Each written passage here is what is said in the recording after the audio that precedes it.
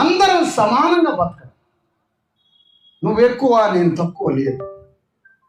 ఆకాశం ఎవడి సొత్తు కాదు, సూర్యకిరణాలు ఎవడి సొత్తు కాదు, గాలి ఎవడి సొత్తు కాదు. ఇది పంచభూతాలు. మరి భూమి ఒకటి సొత్తు ఎట్లయితే అడుగుతున్నావు. ఈ పంచభూతం భూమి ఒకటి సొత్తు ఎట్లయింది? సూర్యకిరణం మీద అందరికీ హక్కున్నదే, గాలి మీద అందరికీ హక్కున్నదే, ఆకాశం మీద అందరికీ హక్కున్నదే. భూమి ఒకటి చేతిలో ఉండడం ఏంటి అన్నదే ప్రశ్న. ఆ భూమిని పునాది చేసుకొని రాజ్యాన్ని తెచ్చుకున్నారు కదా. ఆ భూమిని ఆయుధం చేసుకొని మా మీద దాడి చేసి మా నడిపి మీద కాలుతో తన్ని మా తండ్రిని తాతని లంజ కొడకాన్ని కట్టేసి కొట్టారు కదా రెడ్డిలో.